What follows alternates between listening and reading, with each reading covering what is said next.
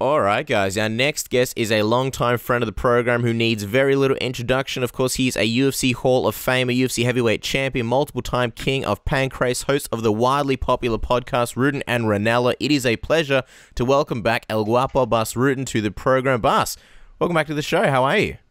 Yeah, I'm doing great. I'm here at the East Coast right now. We're shooting a new for Kevin Can Wait, a TV show on CBS here.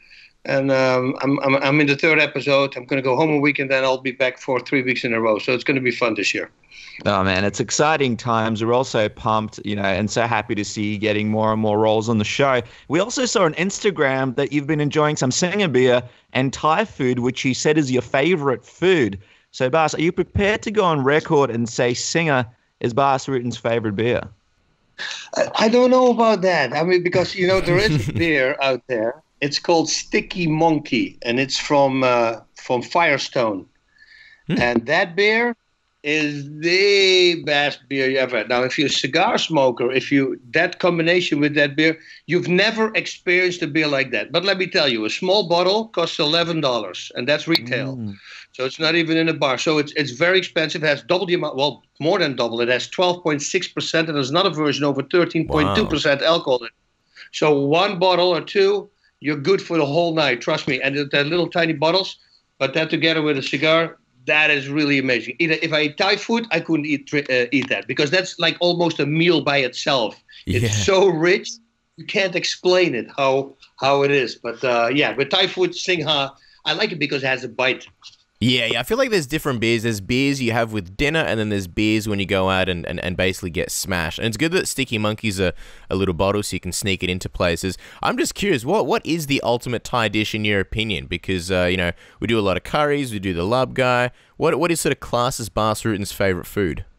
I do the kai kapau, which is the ground chicken with basil and basil leaves. That's for somehow 80% when I go to the Thai food place. I always take that. I always take spring rolls. I always take as appetizers, and then there's a chicken satay. We take that, and then sometimes I need noodles like the spicy monsoon noodles. I really like those, and those great soups that they have. The tom kha gai and yom kam gai. You have all these crazy soups. The coconut soup, the tom yum gai. That's the best one. Well, there's been a lot of food for thought. You like what I did there, Bas, for MMA and boxing fans all over the world the last few weeks with Floyd Mayweather taking on Conor McGregor this weekend. Before we get to the fight, we have to ask you your thoughts on the build-up of this thing. I mean, there's been some people who felt it's been a little bit too much, while others think it's on track to be the biggest fight pay-per-view of all time. Where do you sit on this thing? I love anything McGregor does, and I would really like to see McGregor win. And do I know he almost doesn't have a chance? Yeah, of course I do. Now, come on. This is a guy who only boxes. He never fought a professional boxing match in his life. Got right away going against a guy like Mayweather. We all know the drill, But I'm telling you, Conor's going to knock him out. He's going to knock him out within 4 rounds because he said so. And every time when he says so, he's pretty much always on the money. So I'm going to trust him this time. I'm going to say, you know what? I want you to knock him out because that would be the best thing ever happen for MMA. And if he would lose, it would never be a bad thing for MMA. But the other way around, that's a big no-no for Mayweather. Mayweather is going to have an insane amount of pressure. It's better to fight a world champion, other world champion boxing. I use the example always. I was going to face Kimo Leopoldo in my last fight, and he got tested positive for steroids like 3 days before. So they called this new guy in, 265 pounds. Big guy, Indian guy, and Don Fry just called me that he said, listen, I hit him with everything I had, and I couldn't knock him out. So be ready for a plan B. I said, I got it covered. Don't worry about it. But that moment, I would have rather fought Fedor Emelianenko. This was in 2006 when he was still on top, the high, and then to fight this guy because anything can happen. If the guy makes a stupid back fist, a weird move, and they have a little cut above my eye, and they can't stop the fight, and I'm going to lose the fight. So I'd rather lose against a world champ than, to have somebody that... It's like fighting a girl. That's what I've been saying. Mayweather, if he wins, well, he's supposed to win. If he loses, it's a really bad thing. Yeah, it's going to be crazy. I feel like a lot of people they're being seduced by this aura of Conor McGregor, the belief from not only him but his coaches as well. It's pretty fascinating. In terms of the fight, are you sort of expecting to see a sort of more MMA version of Conor's skill set? I'm not talking about obviously kicks and elbows or anything like that, but are you expecting him to sort of play with the rules and push him to the boundaries and sort of go in there and try and make it a really dirty fight? Not dirty as in illegal, but really bring the fight to Floyd and maybe use a lot of the clinch and things like that. Well, I think on close range, I think Floyd is very dangerous. I think that McGregor should use his reach. He should go in the attack. Floyd always needs 3-4 rounds to, download all the data from his opponent, and then he starts really boxing.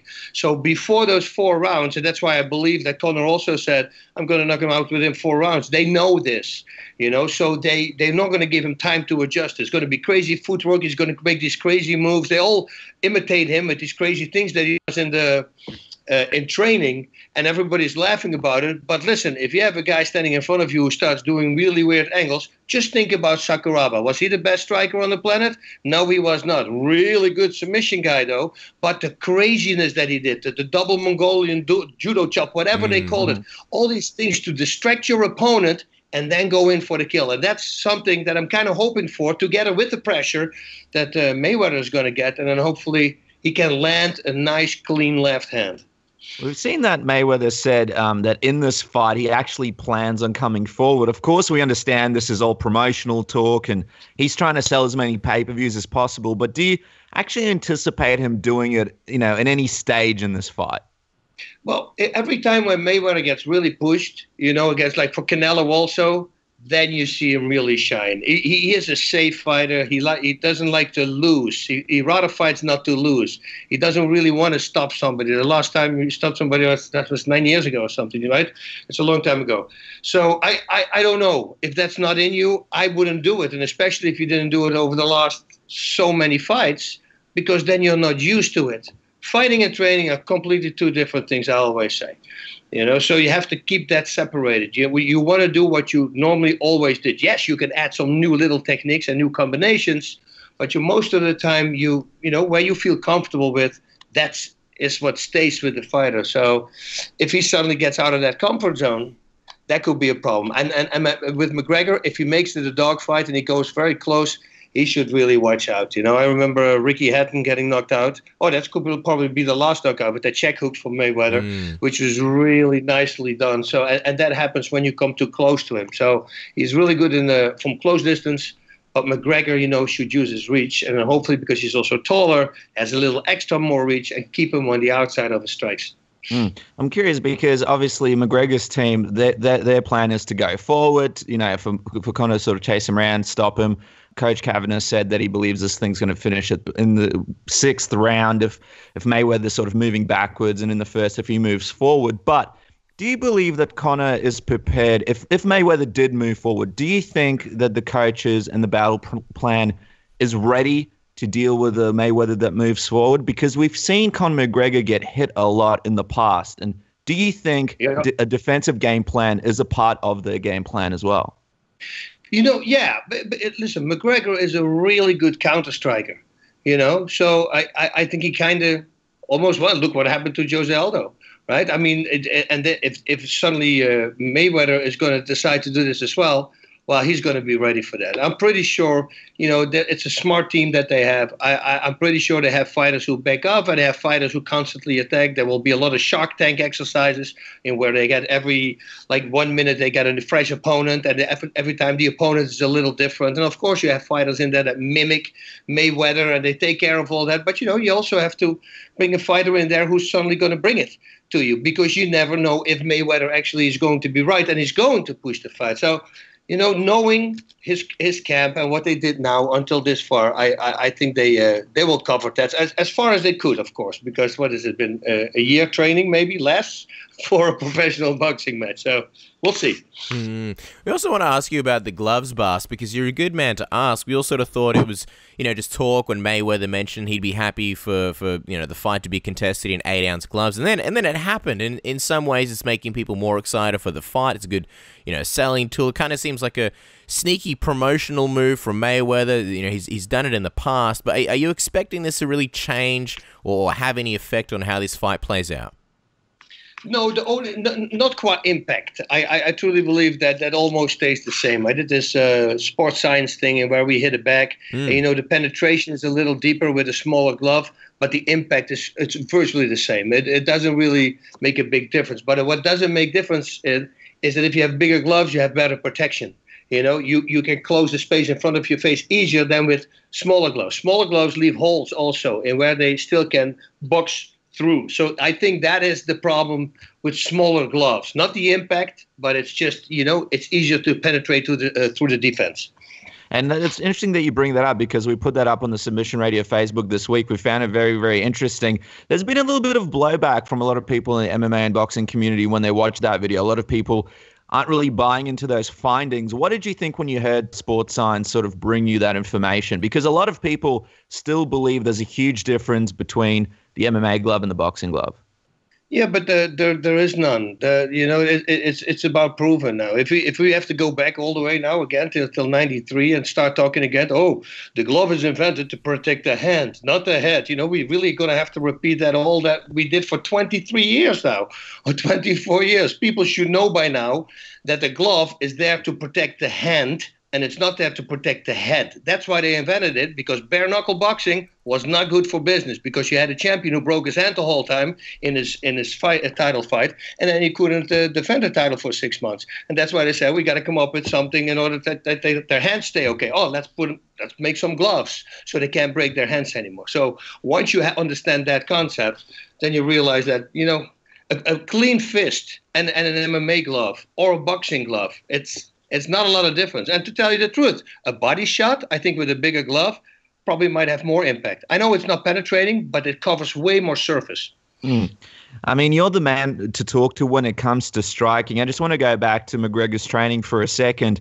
I mean, the big question remains, in the limited time that he's had, and, you mentioned how he's only maybe had under a year to get ready for this whole boxing thing. And we've seen, boxers, they have so many amateur fights before they even turn pro just to get used to being in the ring and get used to a lot of the rules and moving around in there and being at their best when they actually turn pro. And there's certain fighters that have huge amateur careers before they're able to go pro. What do you think is the biggest hurdle for McGregor to pick up when he's switching over from MMA to boxing? Is it going the 12 rounds?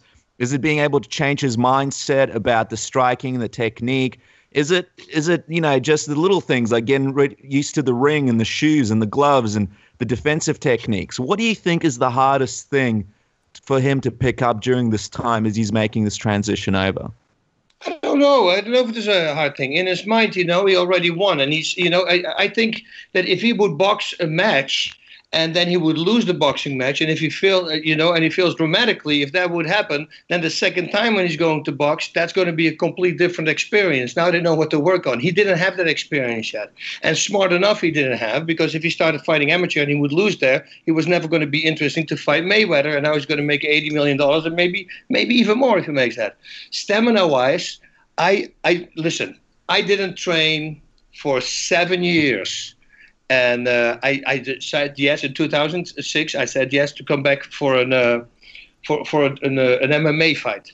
So I started training, and I had 9 weeks to train. And I was a lot of these weeks I was injured as well. But the first thing that I could do was 12 rounds of boxing easy. Compared to MMA, you use way less energy than you use in mixed martial arts. The kicks are bigger muscles. Your core is constantly flexing because of the takedown defense and the crazy movement that you have and the takedowns and all that stuff that starts really messing with your core. Your core starts bloating up, filling up with lactic acid, and that's why your lungs cannot completely breathe in anymore. That's why you get really tired with MMA. People go like, "What is this?" Well, it's a very simple thing. Do you ever do pushing and pulling exercises? Just let's say do 25 bicep curls, and then right away you do 25 bench presses, and then you do let's say 100 sit-ups, and now spar one round. That's what you have in fighting. Once it goes to the ground and it stays on the ground for 4 minutes, you go back up. That's exactly how you're going to feel, because now you've been pulling on the ground the whole time. That is what submissions is, pulling, pulling, pulling, pulling. And then once you get up, suddenly you have to push, push, push, push again. So you're working way more muscles than you work with any other martial arts. And that's why I believe that he's not going to get tired. Yeah, we know he had stamina problems, and especially against Diaz, but once he started pacing, it was okay. Still, in that fight, there was the threat of a takedown. And the threat of a takedown, just the threat, if Diaz just makes a move to go for a takedown, you're already flexing the core again, because you want to be ready for that takedown defense, to stop the takedown. So still there, you have to use your core. Once you're in boxing, you don't have to worry about knees, about kicks, about all that stuff, the knees to the body. I mean, again, it's your core attack, and again, will hurt you in the stamina business. He's not going to have that here as well. So Mayweather, if he would be smart, he would bring the fight close, and I would start attacking the body as hard as I could.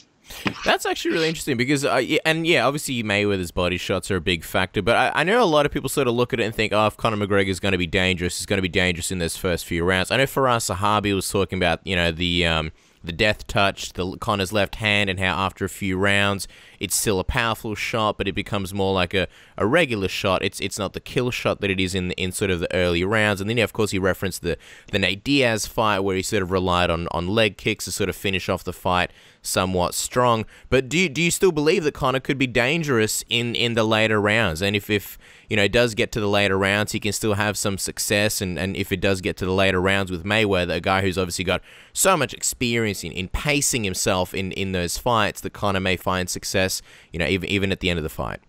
No, yeah, you hit it on the mark there. He's not going to win on decision. If it goes to a decision, Mayweather's going to take this fight. His output's going to be way more. He's going to outbox him then, and then he gathers points. The only way for McGregor to win this fight is to knock him out, and hopefully he can do it within the 4 rounds. Because the longer the fight takes, yes, it takes a little bit of the steam out of the power. And but last time with Diaz, we saw him walking away from him, like people say, oh, he's running. No, he's actually very smart. Just run away, dude. Make sure you don't go to the ground. Catch your breath. And then he started to come back again in the later rounds, you see, with big shots. So if he can dose it, make sure that he doesn't unload and go for 4 rounds only, yeah, then... now I start thinking about something else as well. Now I'm starting to think, what if they said, you know what, we're going to train for 5 rounds. We're going to go 5 rounds as hard as we can. That'd and be then hopefully crazy. we can knock them out with those 5 rounds. Right? And if it doesn't go, well, then we're going to go lose a decision, or maybe even he's going to get stopped. But, sometimes a game plan like that against the slow starter like Mayweather, that could be a very good game plan. That'd be insane, right? All or nothing, live and die by the sword, kind of like a kamikaze game plan. I don't know. What's sort of the most curiosity, the biggest curiosity for you? What's the biggest curiosity factor? What's other than sort of who wins and who loses? What are you most curious about when it comes to this fight that you want to find out on August 26th, Bas? What's the one thing that you're sort of scratching your head about and thinking, I have no idea what the answer to this is, or how this or certain aspect of the fight is going to play out? Yeah, I think what all the boxers say. All the boxers, well, pretty much all of them, Tyson Fury, he's from McGregor, of course, because he's from the same island. But they all say that McGregor is not even going to touch him. So that's what I'm wondering about. Can McGregor touch him? Can he touch him once? Can he touch him twice? Can he touch him more? Because as soon as he does start touching him, that means that everything they said is now down the drain. So... that's the thing. And also, and this is going to do something mentally to Mayweather as well, because if everybody tells Mayweather that he's not even going to be touched, and suddenly you're in a fight and boom, you receive a big left hand, well, wait a minute, that was not supposed to happen. And if there's only a minuscule amount of doubt that you plant in your mind, that could go really, really wrong. So, I hope that that Mayweather thought to himself, you know what, he will hit me. Because I think going into the fight thinking that you absolutely are not going to get hit, and then when you do get hit, then you're breaking your own mind. I don't think it's a smart thing to do. Do you think there's any chance that actually happens? Obviously, Max Kellerman famously said that McGregor won't land a single strike. Do you think there's any chance that happens, and it's just McGregor doesn't even No, land a punch? to me it's not. To me it's not. I truly believe that he can land some shots. So when I read that, when people say, "Oh, he's not going to be able to land even one shot," well, it's maybe possible if he gets knocked out right away. Of course, then he didn't land a shot. But I think if it goes a few rounds, I guarantee you he's going to land a few shots. And if not, then I'm completely wrong. And but I raved enough about the skills of Mayweather, because he is a phenomenal boxer, and we know that. But to say that you cannot be hit, I don't know. That to me is just, I've seen too many crazy things. Think about this as well. I was talking about it today. If you have 10 fights, from 10 fights, and you take from the last 10 main events, every time where one of the fighters was injured and then they had a last-minute replacement, let's say 2 weeks before the fight, I guarantee you that more fighters who are the last-minute replacement win than the other person. And the reason they win is because there is no losing. If they lose, everybody was suspecting him to lose anyway. They didn't train. They didn't have a training camp. But if they win, you see what I mean? So they go in with no fear whatsoever. And that's what McGregor does as well. He says, listen, I'm going to leave it all out there. I'm going to win anyway. I'm going to make an insane amount of money. I'm fighting out of my style. What do I have to lose? Why don't I just go 100% full at it and see where the ship strands? And that's what I think he's going to do. Mm-hmm. And let's just have some fun and say McGregor does win. What does it mean for boxing? What does it mean for the UFC? And what does it mean for sports in general? That means that everybody, it's very simple. Anything can happen on any given day. Any best boxer, any best mixed martial artist, everybody, and people telling, and I have to be honest with this as well. Like people say, but if Mayweather fights MMA with him, he's not going to have a chance. He's going to get demolished. Really? I don't think so. Is Conor a super guy, a good wrestler with takedowns? I didn't see that yet from him. Takedown defense and the striking, yes, he's really good. But if you do not have a perfect takedown and you're fighting a guy with incredible footwork, well, look what Holly Holm did with Ronda Rousey. She's just moved around, and she's avoiding the takedown. So I don't think it is that easy. Now, if Mayweather would fight a Chad Mendes or anybody, a really good wrestler in the same weight class, yeah, I'll put my money on the good wrestler because he will take him down 100%. You see what I mean? Because it's a different kind of technique. That's a specialty. Yeah, it's interesting because I guess with MMA, I feel like even with Conor's, even if he's not an elite grappler, he could take Floyd down and sort of do whatever he wants with him. But I guess the question is, would he want to, or would he feel like he's sort of taking the easy way out? So I don't know. That'd be an interesting one. As we let you go, Bas, let's get the official prediction. By the way, yeah. Sorry. So 1 second, because you said what would happen? What would happen if McGregor would win? I think that there's a whole line of boxers wanting to fight McGregor when that happens. And then McGregor, the next fight, he's going to make $120 million. That's when he really is going to rake it up. So if he knocks somebody out, and then can you imagine? I know it's a completely different weight class, but just a little higher. But Triple G or Canelo, the winner from that would be insane. But now we're daydreaming. Yeah, I feel like if the money's on the table, he'd take any fight, regardless of how likely or unlikely it would be for him to win.